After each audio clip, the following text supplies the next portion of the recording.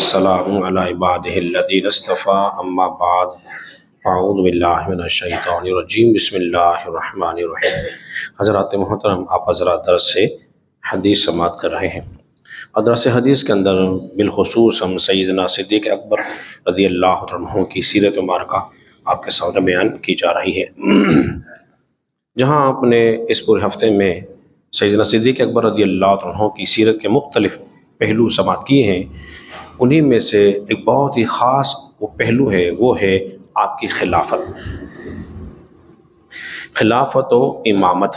جب تک اس کا بیان نہ کیا جائے آپ کی سیرت مبارکہ مکمل نہیں ہو سکتی، چونکہ اس پہ اجماع ہے۔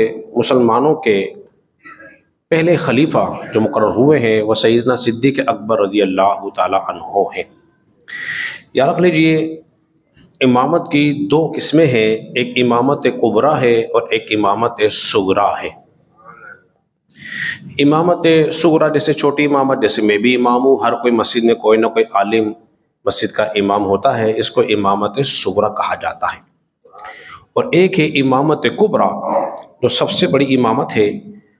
اس کی تعریف علماء نے یوں بیان فرمائی ہے کہ امامت کبریٰ نبی پاک صلی اللہ علیہ وسلم کی نیابت، حضور صلی اللہ علیہ وسلم کی نیابت سے مسلمانوں کے تمام دینی امور میں حسب شرع تصرف عام اختیار رکھے اور غیر معصیت میں اس کی اطاعت تمام مسلمانوں پر فرض ہے۔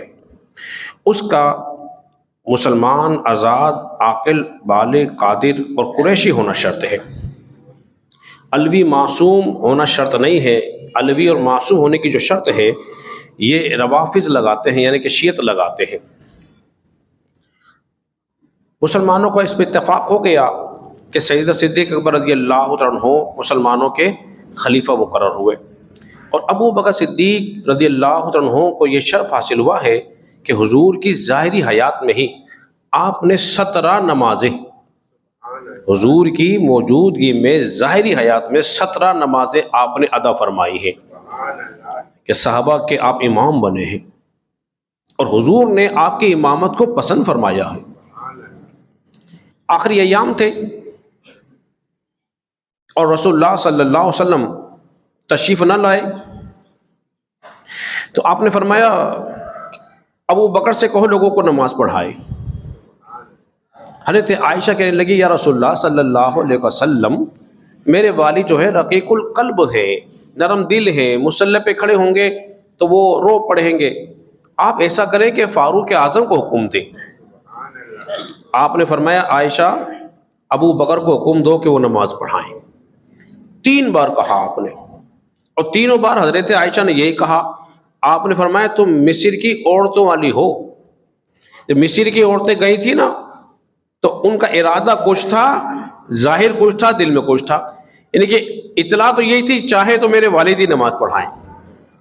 اب اس میں ایک پہلو اور نکلتا ہے، وہ جانتے ہو کیا ہے؟ بار بار اشارہ ہو رہا ہے ابو بکر نماز پڑھائیں، ابو بکر نماز پڑھائیں، تو اس میں اشارہ یہ ہو رہا ہے پیاری عائشہ میں نہیں کہہ رہا بلکہ خالق کائنات کہہ رہا ہے،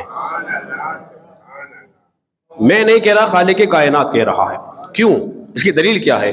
اس لیے کہ ان ہوا الا وحی یوحا، یہ نبی اپنی زبانوں سے کچھ نہیں بولتے، یہ تو وہ بولتے جرب ان سے بلوا دیتا ہے۔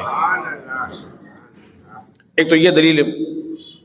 دوسرا یہ بخاری کے اندر ایک روایت اور موجود ہے، نبی پاک صلی اللہ علیہ وسلم 2 قبیلوں کے درمیان جو تھی نا کچھ تنازع پیش آ گیا، چپ خلیش ہو گئی، چپ کلش۔ آپ ان کی صلح کرانے کے لیے گئے، جب صلح کرا کے واپسی آئے نا، آنے میں تاخیر ہو گئی، اور حضرت بلال نے کہا کہ ابو بکر رسول اللہ تو تشریف نہیں لائے تو آپ کھڑے ہو جائیے، لوگوں کو نماز پڑھائیں۔ تو ابو بکر صدیق نماز پڑھانے کے لیے کھڑے ہو گئے۔ ہوا کیا؟ ابھی 2 رکعت ہوئی تھی، رسول اللہ تشریف لے آئے، صحابہ نے جگہ دینی شروع کی، نماز ہو رہی ہے۔ اب منظر میں آپ کے سامنے بیان کرتا ہوں، حضور پیچھے سے تشریف لا رہے، جس صف سے گزرتے حضور کو جگہ دے، حضور علیہ السلام آخری ابو بکر صدیق کے پیچھے کھڑے ہو گئے۔ آپ بڑی انہماک کے ساتھ نماز پڑھا رہے تھے، متوجہ نہیں ہوئے دائیں میں کہ کون آ گیا ہے۔ لیکن ہوا کیا؟ پھر یہ سیدھا ہاتھ بائیں ہاتھ کی ہتھیلی پہ ایسے مارا۔ جب یہ زیادہ آواز ہونی شروع ہوئی تو ابو بکر صدیق متوجہ ہوئے اور انہیں لگتا ہے کہ خوشبو پھر مصطفیٰ آئی، تو اب وہ پیچھے ہو رہے ہیں. منظر دیکھیے، وہ پیچھے ہو رہے ہیں، حضور فرما رہے ہیں اشارے سے ابو بکر اپنی جگہ پہ رہو. نماز ہو رہی ہے لیکن ساتھ ساتھ رسول اللہ کی اطاعت بھی ہو رہی ہے. ابو بکر سمجھ رہے ہیں حضور کیا کہہ رہے ہیں، ابو بکر سمجھ رہے ہیں حضور کیا کہہ رہے ہیں، مگر پیچھے نہیں رہے، مصلی پہ کھڑے رہے، پیچھے آ گئے. اور جب نماز مکمل ہو گئی تو نبی پاک صلی اللہ علیہ وسلم نے ارشاد فرمایا ابو بکر میں نے کہا تھا نا تم کھڑے رہو. یعنی کہ اب حضور کی چاہت بھی یہ تھی ابو بکر ہم تیری امامت کے اندر نماز ادا کرنا چاہتے ہیں، اشارہ یہ مل رہا تھا. لیکن قربان جائیے ادب کا تقاضا یہ تھا، تعظیم مصطفیٰ تھی، عبادت خدا کی، نماز میں تعظیم مصطفیٰ کی ہو رہی ہے. عرض کیا آقا یا رسول اللہ صلی اللہ علیہ وسلم ابو قحافہ کے بیٹے کے لیے بات مناسب نہیں ہے کہ وہ رسول اللہ کے آگے کھڑا ہو. دو حدیثیں ہو گئی. تیسری حدیث مبارکہ آپ کے سامنے اور بیان کرتا ہوں جو کہ بخاری کے اندر ہی موجود ہے. نبی پاک صلی اللہ علیہ وسلم تشریف نہ لائے اور اتفاق دیکھیے ابو بکر بھی موجود نہ تھے. تو عبداللہ بن زمعہ نے کہا کہ عمر بن خطاب آپ کھڑے ہو جائیے، کیونکہ رسول اللہ کے بعد ابو بکر کے بعد آپ ہی لوگوں میں مشہور ہیں، معروف ہیں، عزت والے ہیں، تو لہذا آپ کھڑے ہو جائیے. تو انہوں نے ان کی بات سن کے کھڑے ہو گئے اور انہوں نے زور سے کہا اللہ اکبر. آواز بڑی بھاری تھی، گرجدار تھی. حضور نے فرمایا ابو بکر کہاں ہے؟ آواز سنی فاروق اعظم کی، پیشان نے کہا ابو بکر کہاں ہے؟ اور ساتھ ساتھ کہہ دیا ابو بکر کہاں ہے؟ فرمایا اللہ، اس کا رسول اور ایمان والے سوائے ابو بکر کے کسی اور کے لیے راضی نہیں ہوں گے. فاروق اعظم پیچھے آئے اور آپ نے کہا عبداللہ بن زمعہ تم نے یہ کیا کیا میرے ساتھ؟ کیا کیا ہے؟ میں تو سمجھ رہا تھا رسول اللہ کا حکم ہے. فرمایا اگر رسول اللہ کا حکم نہ ہوتا میں کبھی مصلی پہ کھڑا نہ ہوتا، کیونکہ رسول اللہ صلی اللہ علیہ وسلم کی چاہت یہ تھی کہ اس مصلی رسول پر سوائے ابو بکر صدیق کے کوئی اور کھڑا نہ ہو. اتنی گفتگو سماعت کر لینے کے بعد نبی پاک صلی اللہ علیہ وسلم نے فرمایا میرے بعد تم ابو بکر عمر کی پیروی کرنا، ان کی اتباع پیروی کرنا. ابھی اشارہ ہو رہا ہے. حضرات محترم ایک بات کو ذہن نشین کر لیجئے، نبی پاک صلی اللہ علیہ وسلم نے کبھی بھی نام لے کر اپنا نائب خلیفہ مقرر نہیں کیا. قرآن و سنت میں کوئی ایسی ایک نص روایت موجود نہیں ہے اس میں رسول اللہ نے نام لیا ہو کہ میرے بعد یہ خلیفہ ہوگا. صرف اشارے موجود ہیں. ان اشاروں کی بنیاد میں سمجھا جا سکتا ہے کہ رسول اللہ صلی اللہ علیہ وسلم کی چاہت کیا تھی کہ کون خلیفہ بنے.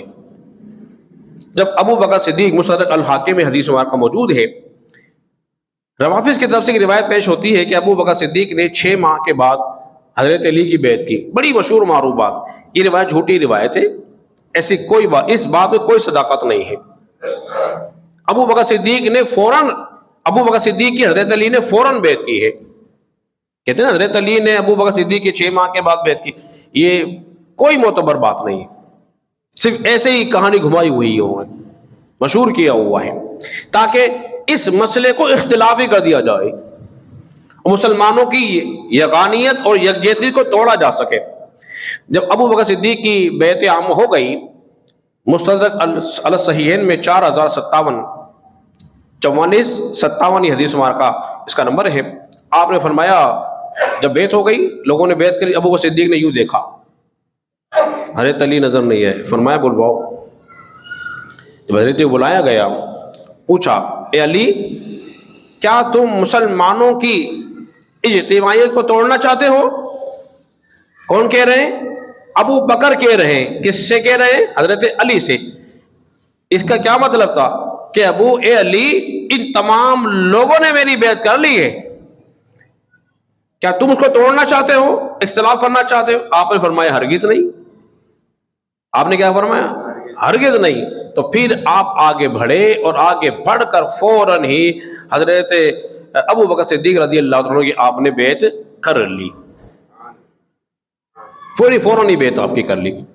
تو رسول اللہ صلی اللہ علیہ وسلم کے وصال کے بعد جو خلیفہ بنے، کون بنے جی؟ خلیفہ بلا فصل کون ہے؟ حضرت ابو بکر صدیق رضی اللہ تعالیٰ عنہ. بہت ساری روایت پہ موجود ہے، لیکن وقت کے پیش میں نے چند باتیں ان میں سے آپ کے سامنے کر دی ہیں. اللہ رب العزت کے بارگاہ میں دعا کریں، خالق کائنات ہم سب کو سمجھنے اور عمل پیرا ہونے کی توفیق عطا فرمائے.